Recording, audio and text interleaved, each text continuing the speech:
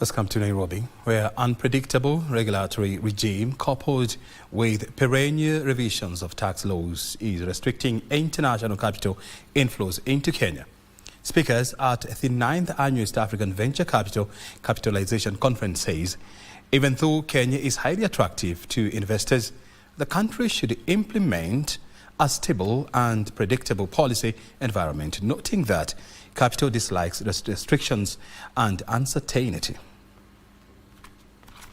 It is emerging as a key source of capital with growing interest in structured debt, mezzanine financing and blended finance. I've invited private investment through public-private partnership and also in supporting the private sector by injecting capital and that would help in growing the economy, and we have seen a lot of progress in that space. Speakers at the 9th Annual East African Venture Capital Capitalization Conference says there is, however, a need for predictable regulation and tax reforms, saying it is a crucial requirement for sustaining attractiveness. Capital does not like restrictions. Okay?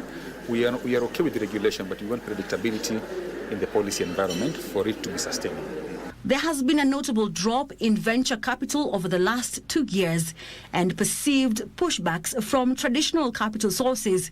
But private capital providers says that's no cause for alarm, attributing the slowdown to shifting global priorities. It's difficult to ignore East Africa because where we sit as a region is attractive, and Africa in itself is attractive. So you could say we are seeing slowdown, but the East is really interested in Africa, which means the investment proposition is there.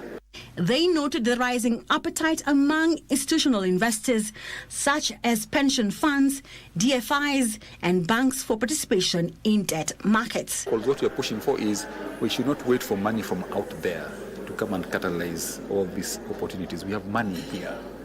Money sitting with the pension funds, not only pension funds. We've seen money managers now coming up. So there's a variety of products, even circles. There's a lot of capital. But where is it going? If it can get some of it into the productive sector, then we will not have to rely on global flows.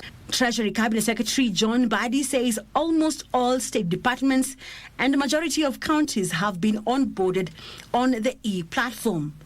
Out of the 17 counties that are yet to be onboarded on the online procurement system, 10 are awaiting clearance from the Controller of Budget, and the remaining 7 are expected to be onboarded today. Before the end of today, that should have been concluded.